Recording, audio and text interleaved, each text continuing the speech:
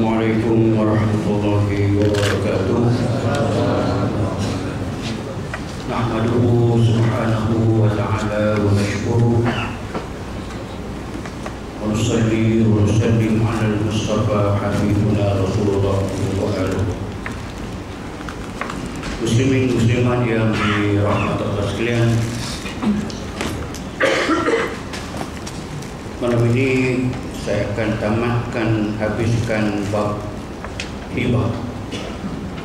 Walaupun ikut layan sorak ni masih banyak, lebih banyak perkara dalam hibah ini mungkin menjadi perkara yang very luxury, yang tidak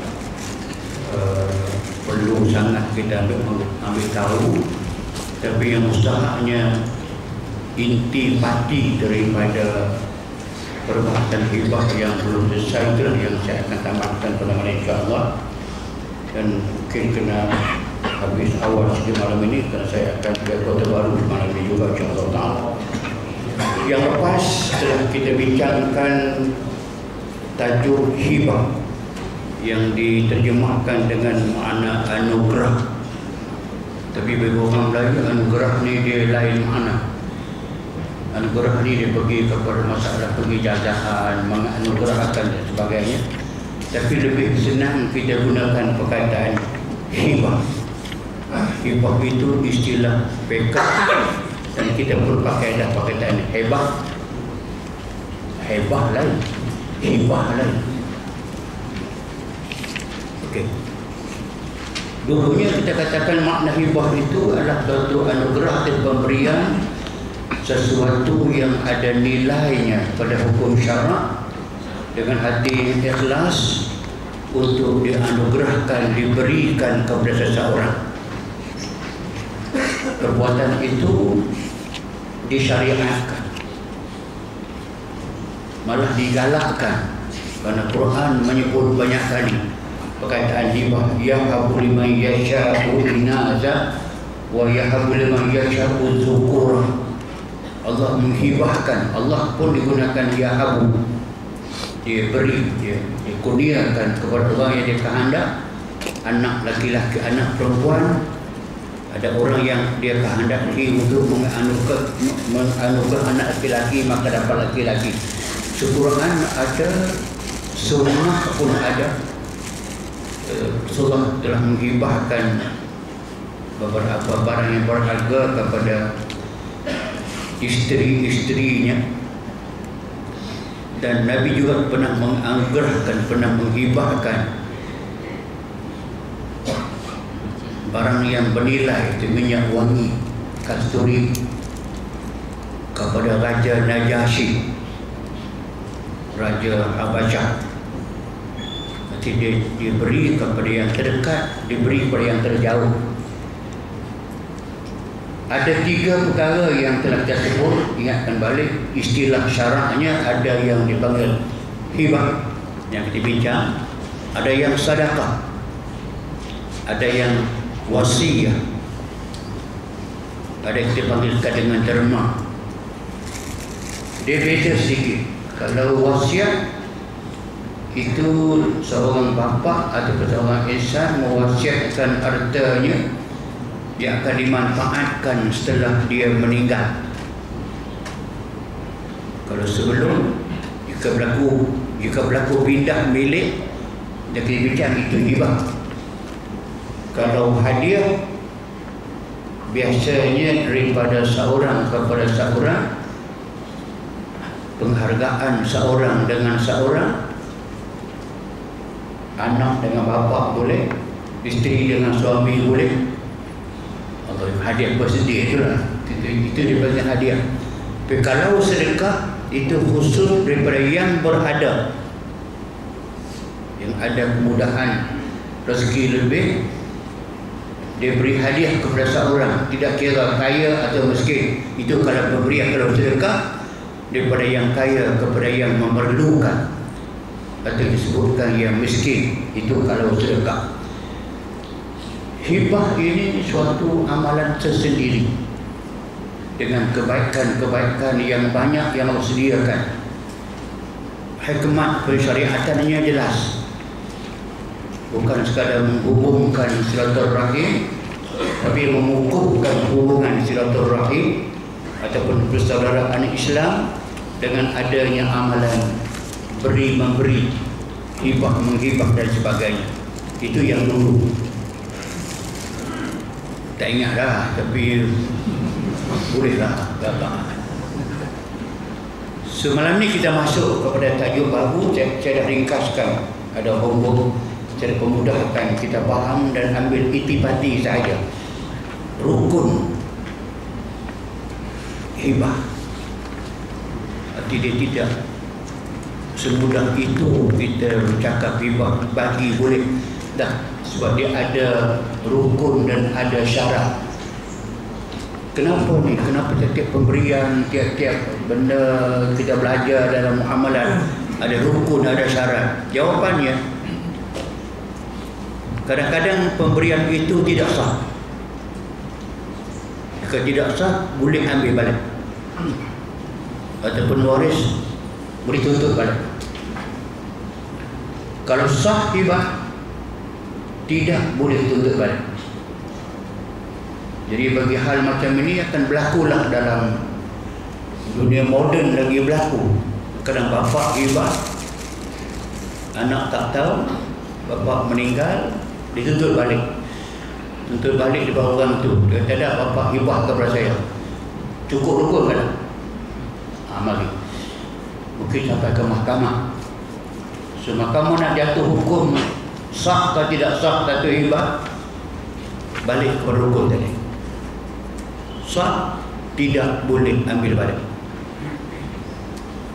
Tidak sah, boleh ambil balik. Melainkan kalau anak-anak tidak sah pun tak apa, kami mengesahkan, berilah sebagai hibah. Itu maka boleh. Satu penting maka rukun. Ada 3 rukun. Senang ingat pun.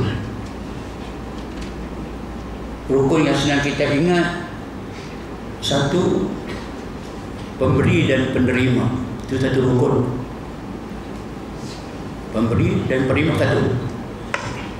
Yang kedua, sirah. Apa dia bahasa yang dia gunakan masa dia bagi hibah itu? Dia bagi sirah. Sirah ini takkan lagi dia pada ijab dengan qabul. Ijab perkataan penyerahan, qabul perkataan penerimaan. Kita akan tengok nanti apa dia syarat masa sirah. Yang ketiga, barang apakah yang nak dihibahkan itu? Bolehkah barang itu menjadi barang hibah? Kalau boleh sah, maka tidak boleh tidak sah. Sebenarnya ada 3 rukun dalam transaksi istilah ekonomi. Pindah milih daripada seorang kepada seorang atas nama hibah, kena lengkap 23 rukun itu.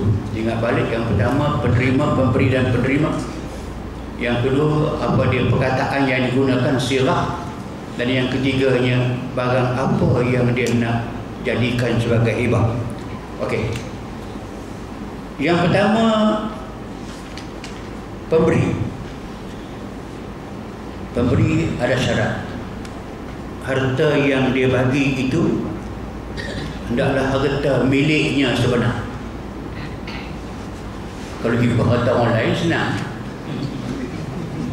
Aku hibahkan negeri Selangor kepada kamu, ambil tu. Harta yang belum tentu lagi hak siapa. Jadi mesti harta itu sah, harta milik dia. Itu yang pertama. Yang kedua, dia seorang yang layak untuk memberi sumbangan. Kalau seorang yang muflis, seorang yang hutangnya bukan sekadar sampai hidup, hapus kepala, dia ada harta, dia hibah harta. Hibah amalan bukan wajib. Baik hutang wajib. Mengapa dia tinggal yang wajib, buat yang tidak wajib? Sebab tu dia ambil kira layak membuat sumbangan. Yang tiga, dia ada kuasa penuh atas harta dia.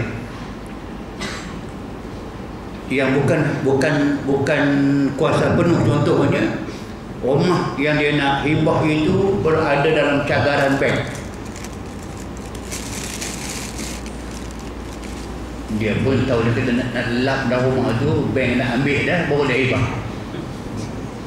Buat macam mana bukan harta dia. Waktu maka tiga itulah syarat harta yang akan diberikan oleh seorang penyumbang pemberi kepada orang yang nak diberikan, kepada yang mauhud, yang orang yang akan terima. Sedangkan penerima syaratnya manusia. Jangan main ni, di barat dia wasiat harta kepada anjing, dia hibah harta dia kepada anjing dia, kepada kucing dia. $10 juta bagi anjing. Anjing pun menganggur. Dan penerima adalah manusia, tidak kira budak atau dewasa, dan tidak kira sama ada gila atau sasau atau wire shot, asalkan dia manusia.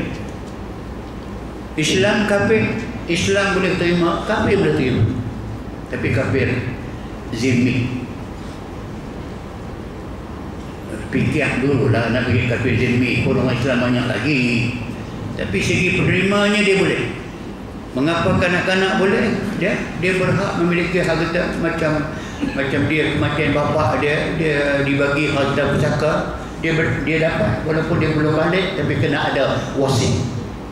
Ada orang yang akan melihat dan menjaga harta dia. Sama orang gila, dia boleh menerima. Waris dia, wali dia, penjaga dia, jaga harta bagi pihak dia. Dan tidak boleh diberi kepada orang yang belum ada. Contoh dia, dibagi kepada anak yang dalam perut. Hibah harta kepada anak yang dalam perut. Anak tu jadi lahir ke tidak? Kan banyak orang yang mengandung sampai saat lahir, tapi anak hilang. Anak hilang. Saya ada kes yang sangat jelas. Ada muslimah yang mengandung sah dengan ultrasound, dengan gambar budak ada, laki-laki pula, tahu semua ada. Malam mimpi dia bersalin, jaga-jaga perut dia kosong dan anaknya tidak ada. Pergi cek doktor balik, doktor sahkan anak kamu sudah tidak ada. Sebab tu hukum fiqh dia mikirlah, kalau kita ribahkan harta kepada anak dalam perut, so, anak nak lahir ke tak? Tidak tentu, maka tidak sah. So, itu syarat sah untuk diberi harta kepada penerima. Penerima satu saja, orang tu ada. Pembagi harta, yang pembagi hibah itu ada 3 syarat tadi. Harta milik dia, layak memberi sumbangan, dan dia berkuasa penuh atas harta dia.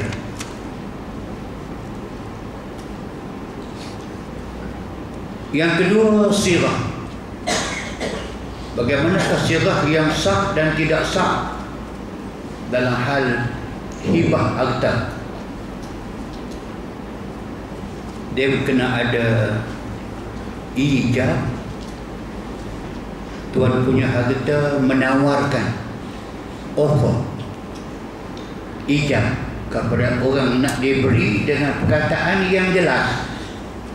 Dia nak hibah seperti yang jelas, saya hibahkan harta ini kepada kamu, saya hibahkan harta ini kepada Persatuan Kebajikan dan Kekuatan Islam Malaysia bagi. Jelas. Ataupun tidak guna hibah, boleh saya berikan, boleh. Tapi kalau saya hadiahkan, jadi hadiah. Saya sedekah, jadi sedekah. Mesti sirah itu jelas, hibah. Apa sahaja yang hasrat hatinya jelas, saya serahkan kepada anda, boleh. saya beri kepada anda boleh, tapi ambillah yang paling senang, tidak ada masalah. Saya hibahkan harta saya ini kepada anda. Itu dia panggil ijab, dan kena ada qabul.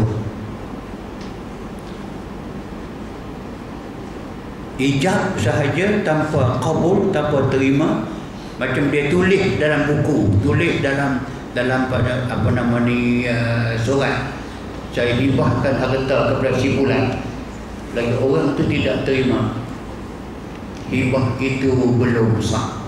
Lain dengan wasiat. Wasiat sah. Dia menulis wasiat sah walaupun orang tu tidak terima. Tapi kalau yang nama dia hibah, kena ada ijab daripada pemberi, kena ada qabul. Qabul, orang yang dikehendaki itu menyebut, saya terima hibah anda, ataupun saya terima. So qabul di mana-mana pun cukup dengan qabil tu. Dalam nikah bersama, ankah tukaha, satu perkataan. Kalau wali mengatakan kepada bakal menantu dia itu, atau qadi kata kepada orang yang menikah selepas selesai segala mukadimah, segala khutbah dan sebagainya, kita ankah tukaha, satu perkataan, saya kawinkan dia dengan kamu, maka itu dibagi ijab. Qabul kata qabil tu, terjemahan dia saya terima, sah pada hukum syarak. Masalah saya ulang banyak kali, saya disebut, saya komen dah. Kadang kalau sah pada hukum syarak, kita tidak boleh nak gunakan akal, tidak nak tidak mengesahkan yang syarak kata sah. Kita kata, aku nikahkan kau dengan si fulan dengan mas kawinnya RM80 tunai, saya terima. Tadi kena buat lain. Baik, konsekuen dia bawa. Kalau dah sah dah tu, tiba tak sah. Yang kedua pula, aku terima sebulan, nama pula silap, sebut bekas girlfriend lama. Ya tak boleh lagi. Kalau dia panik, dia mati, dia kata. Kalau dia panik, darah tinggi dan jantung, mati kita kata itu. Sah ke tidak? Perempuan isteri dia, jawab dia sah. Tapi kerana ni tak terima lagi ni, tidak sah. Mana boleh? Itu konsekuen tu. Kalau sah, hak harta nak kena bagi. Dia isteri yang sah, walaupun belum berkedudukan. Tapi tak tahu kenapa kita dah biasa dah, bila kabur ni nak sempurna sangat, panjang sangat, padahal cukup sama dengan cerita sirah. Wording dalam masa hibah ini, saya serahkan harta sebagai hibah, saya terima, dah sah. Kalau tak sah juga sebagainya, mati kita itu tak dapat. Maksud saya katakan, saya ulangkan balik, kalau memang bahawa ijab itu saya hibah kepada harta ini atau seumpama dengannya, maka sahlah ijab dan qabul. Cukup dengan saya terima. Kalau dia mampu dan boleh cakap, saya terima hibah yang ada berikan kepada saya itu dengan berjuta-juta ucapan terima kasih sepanjang-panjang hayat saya, tak apalah, nak enjoy macam mana pun enjoy, tapi cukup dengan saya terima atau saya setuju. Saya setuju. Kalau berlaku demikian, sahlah harta itu menjadi harta hibah. Satu sahaja syarat dalam ijab dengan qabul, tidak boleh diletakkan sebagai syarat. Kalau ada syarat dalam penyerahan harta semasa ijab, tidak sah pemberian itu. Apa dia contoh syarat? Contoh, saya hibahkan rumah saya ini kepada kamu jika sekiranya pilihan raya jadi bulan 12.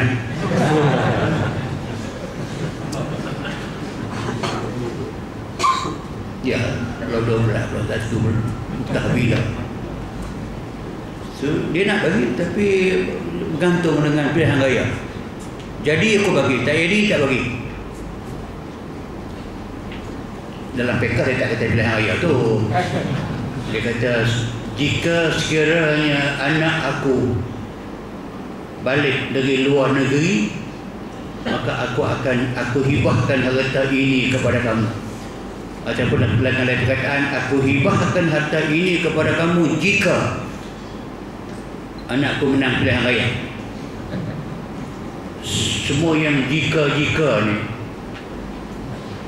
syarak tidak terima dan tidak sah. Sebab hibah ini adalah transaksi pemindahan milik harta serta merta setelah sah ijab kabul.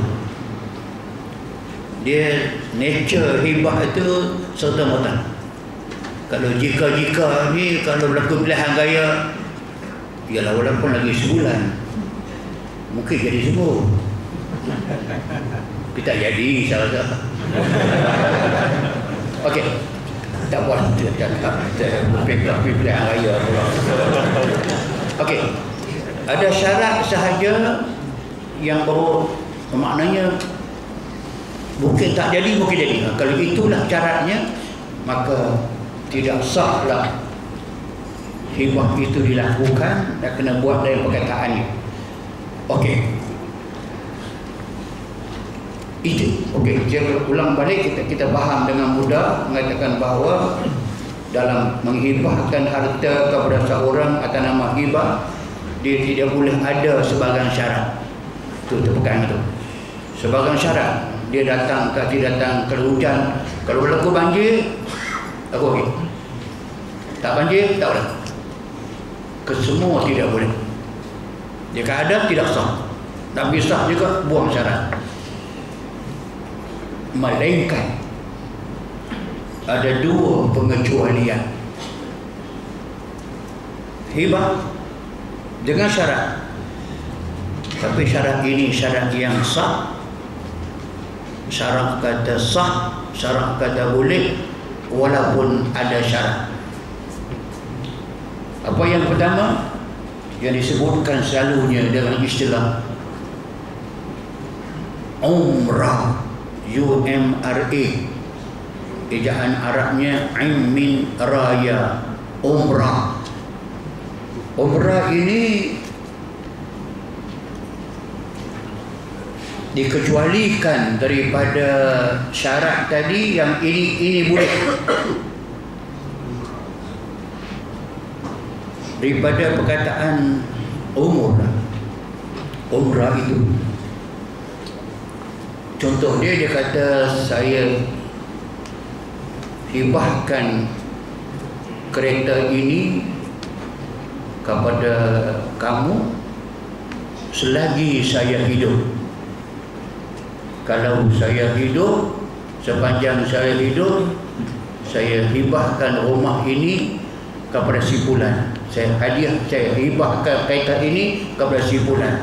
Saya hibahkan harta ini kepada si fulan sepanjang hidup saya. Seolah-olahnya bila dia mati, anak dia boleh tuntut balik. Pasal bapa aku kata sepanjang hidupku. Sepanjang hidup ini dia panggil umrah. Dan umrah ini sah hibah syarat tebal.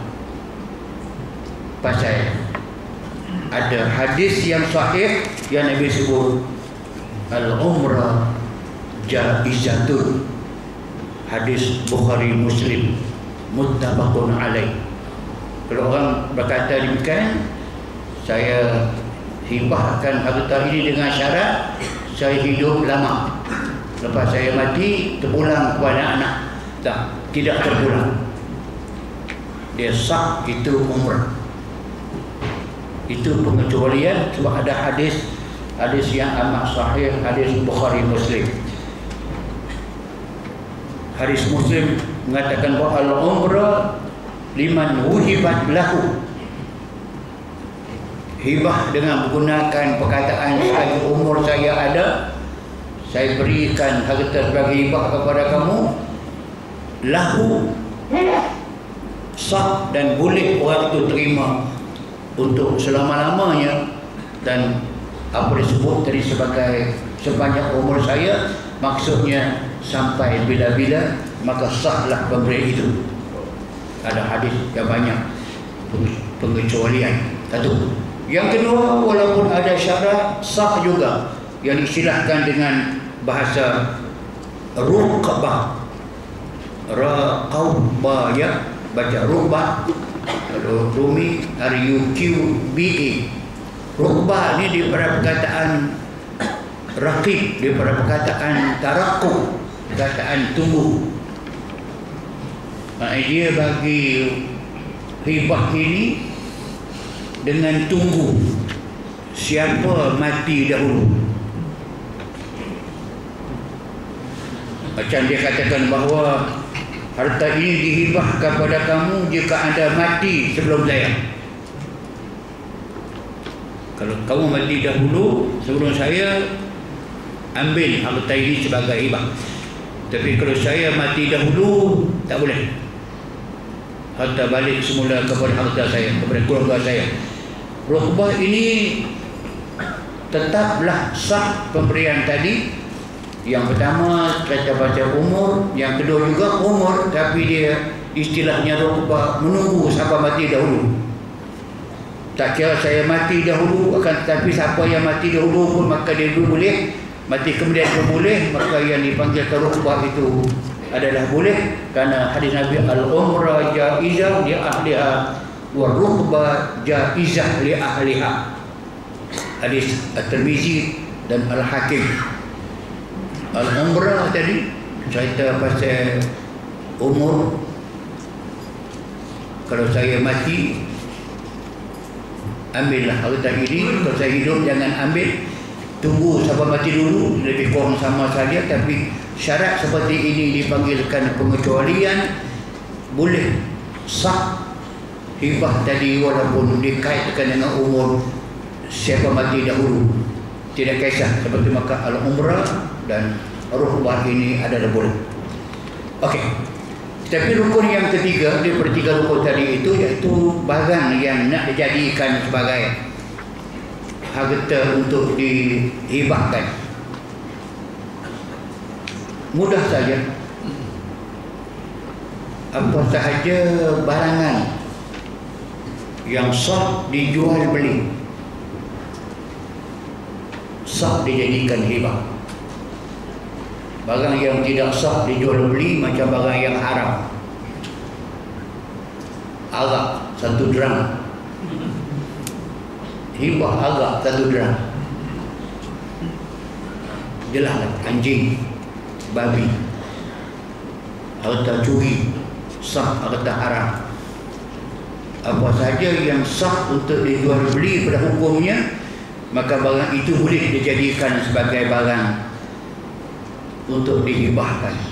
Yang biasanya rumah, tanah, bangunan, kedai dan sebagainya, duit, kesemuanya boleh. Jadi senang saja.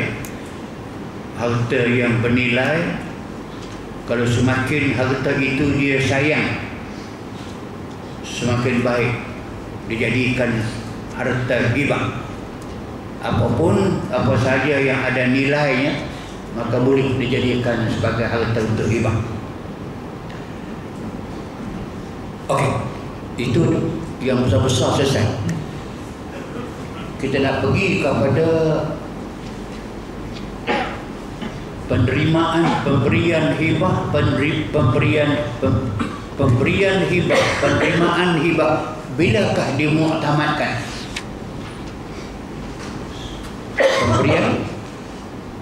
penerimaan dengan mudah. Tapi hukum fiqh dia ambil cara begitu halus. Bilakah nak dimuktamadkan, sampai ke situ baru sah, baru berlakulah transaksi. Tak sampai ke situ maka tak boleh lagi.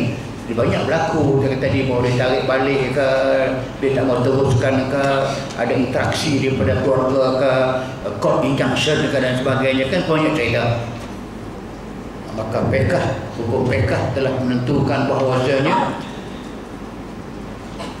muktamad berlakunya suatu hibah kepada seorang itu apabila berlaku selesai ijab dan kabul serta penyerahan dan penerimaan. Sekadar ijab dan kabul sahaja belum. Harta di mana? Belum. Ijab selesai, kabul selesai, sah, wording dia jelas, harta berlaku serah menyerah. Kalau tanah, dia serah geran tanah dan tahu tempat tanah di mana. Kalau kereta, serah geran kereta. Kalau duit, serah duit. Kalau cek, serah cek. Berlaku penerimaan, baru sempurna hibah dan berlakulah pindah milik yang syar'i kepada orang yang dia terima. Maka tidak lagi boleh sesiapa yang nak menafikan atau nak menarik balik. Dia pun tidak boleh tarik balik dah lepas itu. Keluarga pun tak boleh bantah dan sebagainya kerana berlaku penyerahan. Selagi tidak berlaku sedemikian, tak berlaku penyerahan, penerimaan, hibah belum muktamad. Kalau orang mati sebelum tu atau berlaku court injunction dan sebelum penerimaan dan sebagainya, maka boleh ditarik balik ataupun boleh dibatalkan niat untuk diberi hibah. Inilah yang diasaskan daripada hadis yang Nabi sebut dalam halaman 1460 itu.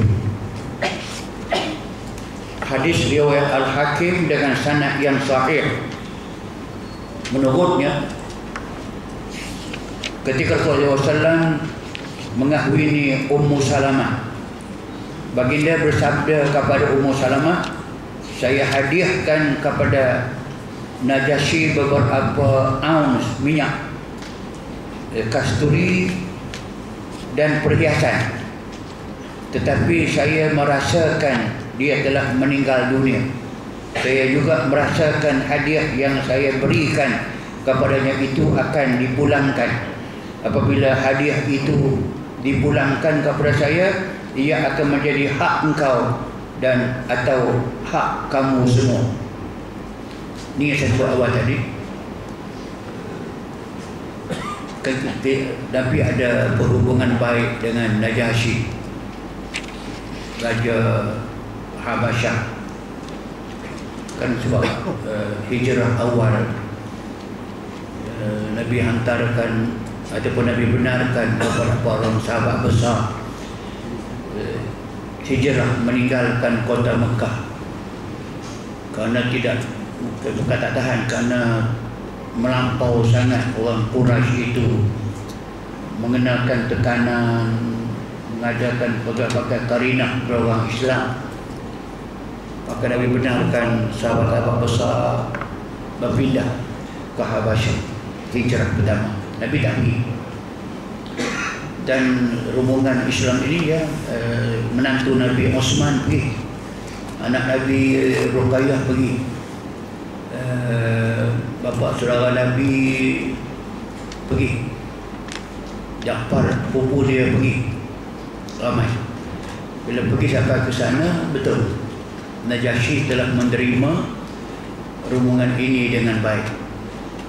Yang pada akhirnya bila ditanya orang Islam, siapa Muhammad, apa sifat dia, macam mana sebelum dia mengaku dia jadi Nabi, Lepas Nabi macam mana sifat dia dan sebagainya, dia dengar ke semua. Tanya apa pendapat kamu tentang Maryam, Mak Isa, apa pendapat tentang Isa. Dijelas ke semua sekali kepada Najasyi.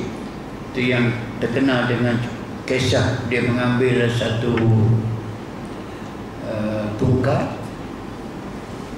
dia draw line atas bumi. Dia kata pemisah antara agama yang Muhammad bawa dengan agama yang aku beramal, agama Kristian. Hanyalah sekadar satu pemisah, seperti mana garis yang saya buat ini. Tetapi kemudian Najasyi telah Islam dan dia telah kembali ke rahmatullah, dan Nabi menyembahyang jenazah gaib kepada Najasyi. Tapi ini satu lagi kisah yang disebut dalam hadis sahih ini. Nabi kita menerima hadiah daripada Najasyi dan dia nak balas hadiah itu. Macam dia terima juga hadiah daripada Koptik, Raja Koptik Mesir. Ya, Raja Koptik hantar hadiah dekat Nabi, seorang jariah nama dia Maryam Al-Qibtiyah. Kedua dia hadiah seekor kuda Arab, Hisan Arabi, kuda baka baik. Yang ketiga dia hadiahkan seorang tabibun mahirun, seorang doktor, seorang perawat yang mahir. Tapi pengajaran tu yang besar. Berikut ceritanya, dah sampai hadiah itu, Nabi terima dua, Nabi hantar balik satu. Sebab adat ketika itu boleh hantar balik. Macam tadi itu Nabi hantar hadiah Najasyi, dia hantar balik. Okey, Koptik bila hantar 3 hadiah, 2 dia terima, 1 dia hantar balik. Yang terima Maryam Al-Qibtiyah. Kenapa terima? Kami nak Islamkan dia, berguna. Dan Nabi pula lepas Islamkan dia, Nabi mengambil dia sebagai hamba yang sah dan boleh duduk bersama cara yang sah. Ada guna. Kuda memang kami nak guna untuk berjihad, berguna. Aku terima. Tapi doktor ini kami hantar balik. Mengapa hantar balik? Nabi jawab, nahnu qaumun la na'kul hatta najuu wa idza akalna la nashba. Kami, Nabi kata, orang Islam satu kaum yang kami tidak makan makanan mereka yang kami amat-amat perlu. Najuu itu kami lapar, kami perlu baru kami makan. Dan kalau kami makan, kami tak makan sampai kenyang. Jadi maknanya kalau beramal dengan makan bila lapar, berhenti sebelum kenyang, penyakit tidak mudah kena. Yang pastinya tak kena keji manis. Ni keji manis ni makan lebih. Sebab tu dia jawab, nahnu qaumun la na'kul hatta najuu wa idza akalna la nashba. Doktor ni kami tak perlu kerana kami kaum yang kami tak makan, melainkan kami perlu. Kalau kami makan, kami tak sampai kenyang, kami berhenti. Nanti kami kurang penyakit, maka dia akan menganggur. Lagi menganggur tempat kami ni, baik dia balik sana, saya nak kerja banyak. Itu satu. Okey, balik tadi balik cerita. Bila Najasyi tadi dia menghantar hadiah dekat dia, Nabi menghantar balik hadiah kepada dia. Apa yang dia hantar kepada Najasyi? Itu dia hantar beberapa ounce minyak wangi yang mahal, yang baik. Ialah nak hadiah kat raja. Dan perhiasan emas, perak. Tapi Nabi sebut, walaupun aku hantar, tapi aku rasa dia tak nak terima. Dia mati dulu. Dan kalau dia mati, walaupun sampai hadiah aku, adat ketika itu bila tuan yang dihadiahkan itu tidak ada, dia kena hantar balik. Dia tak boleh main kona-kona bagi tak tahu. Nabi sebut, kalau balik semula, benda yang aku hadiah tadi kepada aku akan hadiahkan kepada kamu Musa dan persegi yang lain. Situlah jelas mengatakan bahawa hibah, pemberian walaupun nama hadiah macam hibah juga diberi kepada orang, sehingga orang itu tidak terima, dia belum pindah bilik. Kalau orang itu bagi balik, boleh terima balik. Dia tak ada yang nama buruk siku, boleh terima. Dan bukan boleh terima saja, boleh beri kepada orang lain pula, kerana milik tadi ini belum berpindah. Hadis inilah yang dipanggilkan hibah sebelum berlaku kabul, maka dia boleh ambil balik dan boleh dia manfaatkan semula kepada orang lain. Dan semua hadis-hadis yang lepas halaman 1464 ni, 56 hadis ini, kesemuanya menyatakan hal yang sama. Selagi tidak berlaku penerimaan kepada yang nama dia hibah tadi itu, maka bolehlah dibatal balik ataupun ditukar kepada orang lain semula. Senang faham kita. Tetapi tajuk baru sifat hukum atau anugerah dan hukum tuntutan semula. Ini saya ambil benda yang relevan dengan masyarakat kita khasnya hari ini. Kalau sudah berlaku satu harta itu dihibahkan kepada satu pihak, bolehkah tidak minta dibatalkan dan minta balik? Walaupun berlaku, tapi bolehkah tidak diambil balik? Jawapan dia ada dua. Pemberian seorang kepada seorang yang bukan anak, orang biasa, ataupun kepada pak saudara, kawan, jiran dan sebagainya, pihak persatuan ke grup manakah, kalau telah bagi, sah dah ijab, sah dah qabul, harta pun dah diterima dah, maka tidak boleh diambil balik. Sebab Nabi sebut dalam hadis yang sahih, Nabi kata, al-aidu bi hibatihi kal-aidu bi qai'ihi. Orang yang mengambil balik, minta balik, ambil balik hibah yang dia bagi, samalah dengan orang yang muntah lalu dia makan balik muntah dia. Maknanya amat keji, amat celak. Dan hadis yang kedua juga yang menekankan yang sama juga, ni hadis Bukhari. Laisa lana masalus sawi alladhi ya'udu fi hibatihi kal-kalb wa yarji' fi qai'ihi. Kal-kalb yarji' fi qai'ihi. Hadis Bukhari. Bukan cara kita, laisa lana, bukan amaran Islam dan tidak boleh berlaku dalam umat Islam. Contoh yang jahat, masalus saw, bandingan contoh yang amat tidak baik, iaitu orang yang telah memberi hibah, dia minta balik, ambil balik, dia sama dengan anjing yang telah mengeluarkan muntah dia dan anjing itu makan balik muntah, maka tak boleh. Banyak hadis yang menyokong yang sama juga. Kalau selesai sudah hibah, maka tidak boleh diambil balik. Melainkan, ini besar isu yang amat besar, ada berlaku di dalam mana-mana masyarakat. Bapa dengan anak, bapa menghibahkan harta dia kepada semua anak-anak. Yang berlaku kita sekarang ni, kita kadang dia sebelum Dia meninggal, dia nak bagi harta kepada anak-anak dia, dia transfer. Pakat ini kau ni ambil, ni kau ni ambil, kau ni ambil, semua dah puas hati, semua dah habis lah kata bapa.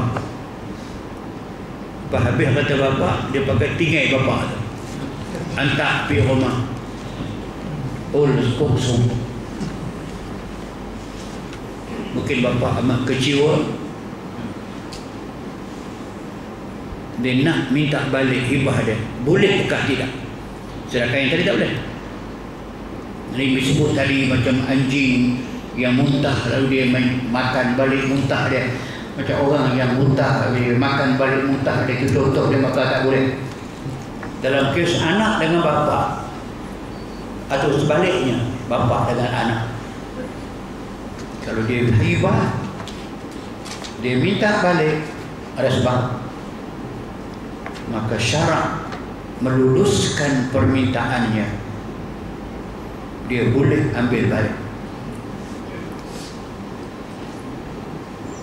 Sebab jelas yang tadi, kalau sudah bapa tidak ada harta,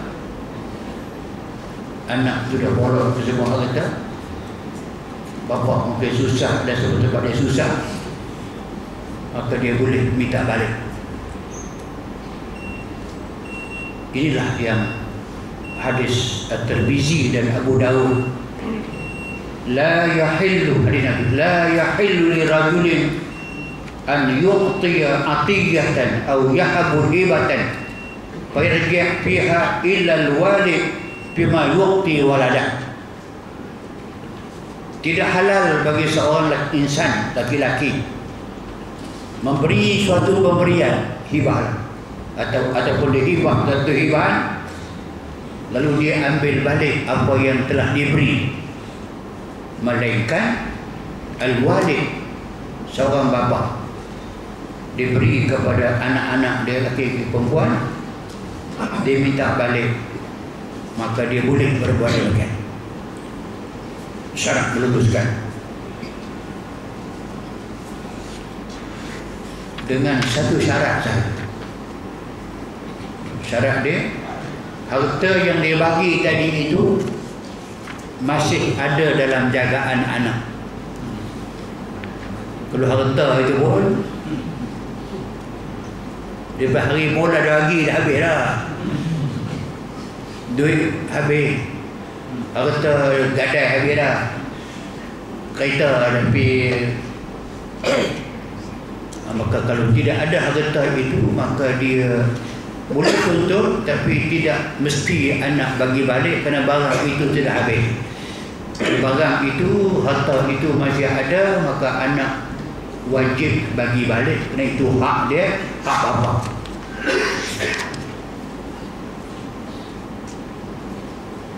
Kan senang faham, dan inilah yang banyak berlaku, dan itu juga di antara sebab utama kebanyakan kita mak bapak ini, dia tak nak bagi hibah terus kepada anak-anak dia, takut tadi krisis berlaku dalam rumah tangga, adalah silap di mana, bergaduh berlaku dan sebagainya, bapa dengan anak sudah bergaduh, harta dah bagi dah, anak keluar rumah bawa harta dan sebagainya, maka akan sengsara lah bapa itu.